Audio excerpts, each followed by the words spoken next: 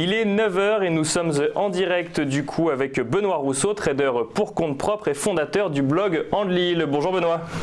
Bonjour à vous. Alors bon, la bourse de Paris n'a pas encore ouvert. On va attendre donc du coup une minute ou deux avant de voir comment elle démarre ce matin, ce jeudi 30 août. Mais tout d'abord, on peut quand même essayer d'anticiper un petit peu, notamment avec les nouvelles qu'on a eues hier. On sait notamment que les États-Unis ont annoncé, par exemple, qu'ils souhaitaient clore définitivement le débat sur la refonte de l'ALENA avant d'aller plus loin dans les négociations avec Pékin, Benoît. Oui, tout à fait. Alors ça a été les bonnes nouvelles qui ont propulsé les marchés américains sur des records historiques. On a le Nasdaq Composite, High Score, S&P 500 hier, High Score. Ils n'arrêtent pas de monter, les indices américains. C'est très impressionnant l'ouverture des marchés américains sur le Nasdaq. Il a hésité 5 minutes, boum, il a pris 1% en ligne droite et il est resté scotché non-stop pendant 6h30 tout en haut. Et nous, on avait le CAC 40 et le DAX qui étaient tout en bas, qui bougeaient pas trop, ça savait pas trop quoi faire. Alors on a un double soulagement. On a le soulagement parce qu'on a un accord avec le Mexique, c'est bien parti. Et puis on s'est mis à se dire, parce que l'ALENA ils sont trois, est-ce que le Canada, est-ce que Justin Trudeau va suivre, ça pourrait poser problème. Et là, les dernières déclarations de Justin Trudeau et de Donald Trump, c'est qu'ils vivent dans un monde parfait et qu'ils vont s'entendre pour le meilleur des mondes possibles. Donc c'est ça qui a donné le deuxième effet qui se coule en fait sur les marchés hier. On a continué à monter, notamment sur le Nasdaq. On a Apple, Amazon qui sont à des niveaux historiques. Voilà, tout simplement. On vit une période historique en ce moment, donc c'est plutôt sympa. Attention au contre-choc. Et on a une économie américaine, on a des indices américains qui sont sur les plus hauts records. Et à côté, nous, l'Europe, on patine. Pour le CAC 40, par exemple, on a un mal fou à arriver et à se maintenir au-dessus des 5500 points. Systématiquement, on reste un petit peu sur 5500, on se prend une claque, mais on redescend à 5490. Pareil pour le DAX 30 qui a un mal fou, lui, à rester au-dessus de 12 550.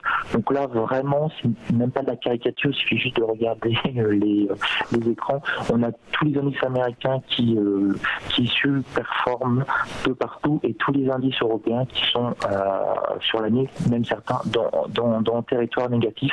Donc on a vraiment deux dynamiques. Et pour les gens qui traitent les futurs, il y a quelque chose qui se passe depuis lundi qui est assez intéressant. On a les futurs américains qui montent dans l'année portés par les marchés asiatiques. Donc les marchés asiatiques vont plutôt bien. Bon, sur la Chine, c'est pas génial, mais sur le Japon, on se rapproche des 23 000 points, c'est plutôt pas mal. Donc dans la nuit, on a une progression des indices futurs américains et dès qu'on ouvre en Europe à 8 heures, boum, tout redescend et on a l'impression que d'un seul coup, on a à nouveau la pesanteur, la dépression européenne qui arrive. Aux États-Unis, ça va bien, en Asie, ça va bien et dès que nous on ouvre, boum, on fait baisser un petit peu tous les indices. Et ça peut être intéressant pour se repositionner par contre. Et ben justement, Benoît, la transition est toute trouvée avec ce que vous nous disiez, puisque le CAC 40 a depuis ouvert, il est 9h03 et on ouvre en baisse, moins 0,16% que j'ai sur mon ordinateur à 5492. Donc on était à 5501 hier et hop, directement on redescend en fait, c'est ce qu'il faut comprendre. Voilà, c'est exactement ça. Alors là, on n'arrête pas. Si on prend des graphiques, on voit que on a cette sorte de ligne. Alors, je sais pas comment je vais l'appeler, Siegfried Gino, je sais pas du tout. C'était 5500 points. C'est une méga super résistance. On n'arrive pas à se maintenir dessus. On n'a pas suffisamment de vendeurs optimistes pour dire on va transformer cette résistance en support. On va rester dessus pour aller rechercher plus loin 5525, 5550. Systématiquement, on a plus de vendeurs, dès qu'on passe 5500, allez, boum, on en profite, on se prend une petite claque, et toute cette semaine, on a vécu ça, on est sous les 5400, sous les 5500, on est souvent à 5490, et on bouge pas pendant plusieurs heures. Alors par contre, ce qu'il faut bien voir, c'est que les vendeurs ne prennent pas la main. Pour le moment, c'est ça qui est impressionnant, on est soutenu finalement par la hausse et les records historiques des marchés américains.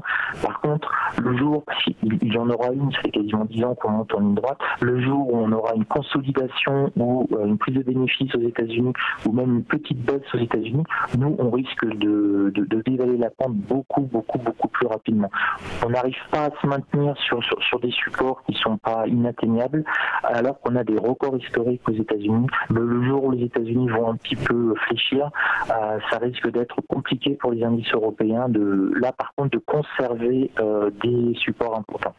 Si je comprends bien ce que vous nous dites, Benoît, c'est-à-dire que les supports historiques, enfin en tout cas les sommets historiques aux États-Unis, il ne faut pas qu'on les attende dans les prochaines semaines en France. En fait, ils sont déjà là, mais ils supportent et c'est ce qui fait qu'on a une moindre baisse aujourd'hui sur nos marchés. Voilà, c'est ce qui tient en fait tous les marchés, notamment européens. Si on prend par exemple un indice comme le S&P 500, on a progressé de plus de 7% sur l'année, alors que l'équivalent européen, on est en baisse de moins 0,7% sur l'année, le stock 600. Donc on voit vraiment qu'il y a cette différence de dynamisme. Nous, ce qui nous empêche, fort heureusement pour les indices européens, de ne pas sombrer beaucoup plus, de ne pas sombrer tout simplement, d'avoir des -2, -3 en séance, c'est justement parce qu'on a l'économie américaine qui représente comme 20% du commerce mondial, etc. On a cette dynamique américaine sur les indices et sur leur économie réelle, parce qu'ils sont quand même à 4,2% de croissance sur les 12 derniers mois en version annualisée. Je pense que Emmanuel Macron tuerait pour avoir 4,2% de croissance, même 2,1 il tuerait et même 1,6 il tuerait. Donc c'est vraiment pour vous montrer que l'on a, les États-Unis, c'est un énorme poids lourd, mais c'est un poids lourd qui accélère. Et nous, l'Europe aussi, l'Union européenne, on est aussi un poids lourd. On est en théorie plus puissant même que les États-Unis, mais nous, on n'accélère pas du tout. On est même plutôt en train de descendre une vitesse. Et donc c'est cette différence de rythme qui est important.